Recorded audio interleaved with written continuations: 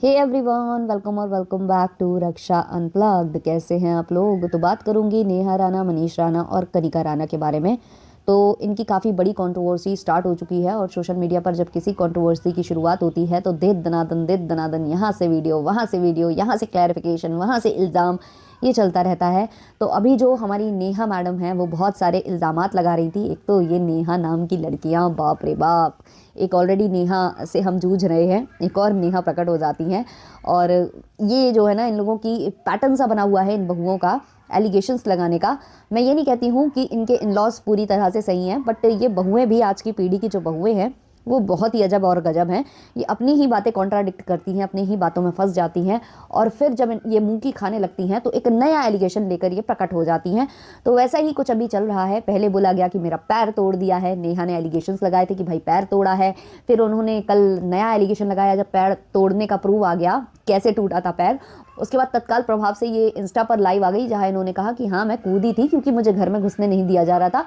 फिर इनका यूट्यूब पर भी ब्लॉग आ जाता है जहां वो ये बोलती हैं कि मेरे पति मुझे दारू पीकर मारते थे और मेरी आंख में चोट लग गई थी, आंख फोड़ने की मेरी कोशिश की गई थी, वगैरह वगैरह। इस तरीके के एलिगेशंस ये अपने ब्लॉग में लगाती नजर आई हैं। उसके बाद आज इनकी जो नंद है, जिन पर ये एलिगेशन लगा रही हैं कि उन्हीं ने मेरा घर बर्बाद किया है। और यही नहीं, नेहा ने ये भी बोला था कि जो उनकी मॉम है उन्होंने इनके हस्बैंड यानी कि मनीष के पैर तक पकड़े थे कि घर बसा लो, मेरी बेटी को मत छोड़ो, वगैरह वगैरह करके। और भी बहुत बहुत एलिगेशंस लगाए थे कि भाई मैंने तुम्हें 2.5 महीने इस्तेमाल करके छोड़ दिया। ऐसा कुछ भी नेहा ने मनीष पर इल्जामात लगाए हैं।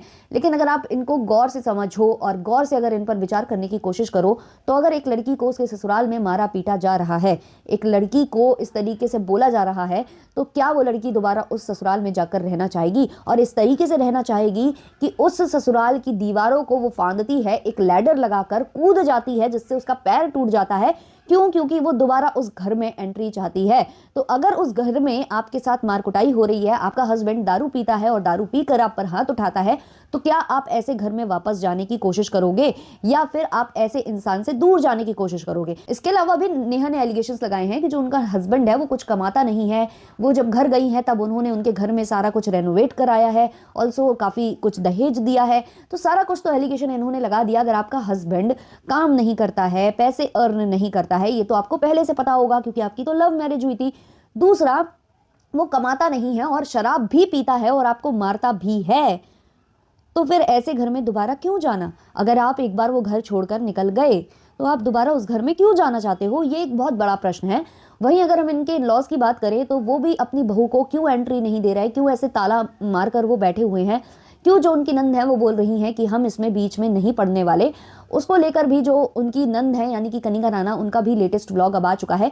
बता दें कि कनिका प्रेग्नेंट हैं और वो इस स्ट्रेस से दूर खुद को रखना चाहती हैं, बट उन पर इतने ज़्यादा एलिगेशंस लग रहे हैं कि उन्हें बार बार आकर उन चीज़ों का प्रूफ देना पड़ता है, उस बारे में बोलना पड़ता है।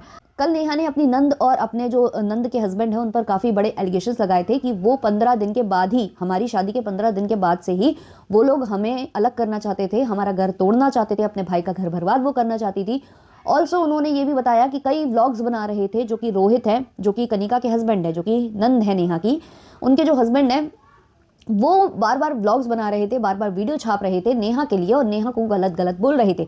इस पर आज जो कनिका है उन्होंने सफाई देते हुए बोला है कि जो हमने वो व्लॉग बनाया था, जो उनके हस्बैंड ने वो व्लॉग बनाया था, वो एक फेक कमेंट को लेकर बनाया था जो कि उनके व्लॉग में आया था। तो अगर रोहित उस कमेंट वाले को टारगेट कर रहे थे, उस कमेंट करने वाले को गलत गलत बोल रहे थे, तो इसमें नेहा को बुरा क्यों लगा? क्या वो नेहा की फेक आईडी थी? ये क्वेश्चन यहाँ पर कनिका ने किया है। ऑल्सो कनिका का ये भी कहना है कि भाई नंद तो हर घर की खराब होती है, आप कुछ भी केस करने जाओगे या कुछ भी करने जाओगे तो नंद को पहले लपेटा जाता है। तो कनिका ने कहा है कि मेरे पास हर चीज़ के सबूत हैं, अगर मेरे ऊपर कोई एक्शन लिया जाता है या मेरे खिलाफ कोई कंप्लेंट फाइल कराई जाती है तो मैं सारे प्रूफ्स वहां रखूंगी। उनका कहना है कि प्रूफ्स इतने गंदे हैं, इतना ज़्यादा गंदा गंदा जो नेहा है उन्होंने बोला है कनिका को और उनकी फैमिली को कि वो यहाँ पर सुना भी नहीं सकती हैं, वो इतने भद्दे हैं। गाली गलौज की बात तक की जा रही है वहां पर। काफी गंदी तरीके से जो नेहा है वो पेश आई हैं कनिका से और उनके हस्बैंड रोहित से। यही नहीं, कनिका कह रही हैं कि जब भाई मेरा परिवार इतना खराब है तो तुम उस परिवार में दोबारा क्यों जाना चाहती हो? ऑल्सो हमें फोन कर करके क्यों ऐसा बोला जा रहा है कि आप लोग सुलह करवा दीजिए आपस में पति पत्नी की?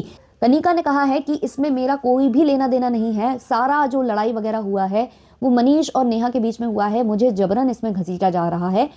और सबसे बड़ी बात जो कनिका ने बताई है कि नेहा को एक छोटी सी बात इतनी ज़्यादा बुरी लग गई है जिसको वो इतना खींचतान नहीं है। सिर्फ डिनर पर आना था जिसके लिए रोहित चले गए थे देहरादून, और वहां को लेकर जो नेहा है वो काफ़ी लड़ी थी इस पूरी फैमिली से, और उसी लड़ाई झगड़े में हाथापाई और जो भी कुछ हुआ है आपस में पति पत्नी के बीच में वो कुछ हुआ है। और इस बात को लेकर तो मनीष भी भड़के थे अपनी बहन पर और अपने बहनोई पर कि आप क्यों चले गए, डिनर था तो आप क्यों चले गए। तो पहले लड़ाई इनके बीच में भी हुई है, तो फिर इसमें जो कनिका है वो कहाँ से गलत हो जाती हैं। और इस लड़ाई की वजह से कनिका हॉस्पिटलाइज भी हुई थी, उनको उनके चेस्ट में, पेट में और हाथ में पेन उठ गया था काफ़ी ज़ोर से।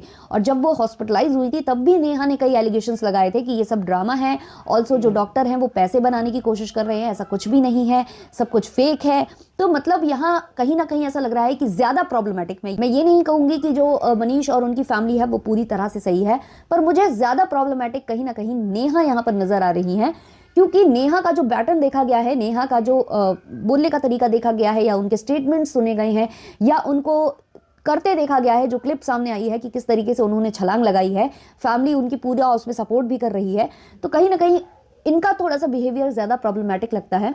अगर आपकी परिवार और आपके बीच में कुछ लड़ाई झगड़े हुए हैं और आपको उस घर में एंट्री नहीं मिल रही है, तो आपके पास कई दूसरे रास्ते हैं ना, कि आप इस तरीके से किसी के घर में ताबड़तोड़ घुस जाओगे, या फिर छलांग मार जाओगे, या फिर मतलब ठोकने पीटने लगोगे, या दरवाजे तोड़ने लगोगे। इससे कुछ भी नहीं चलेगा। अगर आपको वाकई में वो घर में वापस एंट्री लेनी है तो आपको प्रॉपर जो है कंप्लेंट फाइल करानी होगी, या फिर आप चाहो तो लीगली भी इस चीज़ को चैलेंज कर सकते हो आप। बट ये सब चीज़ें करने से कोई फ़ायदा नहीं होने वाला है। रही बात कि वो एंट्री नहीं दे रहे हैं, तो मुझे लगता है कि जिस हिसाब से इन्होंने एलिगेशंस लगाए हैं, जिस हिसाब से इन्होंने वीडियोस बनाए हैं और सब चीज़ें की हैं, उसके बाद कोई भी ससुराल वाला इनको रखने से डरेगा, क्योंकि बेटा घर में ऑलरेडी नहीं है। ऐसे में सास ससुर पर कोई सा भी इल्ज़ाम लगाकर ये उनको जेल की हवा खिला सकती हैं। तो ये कुछ डर वाले चीज़ें होती हैं।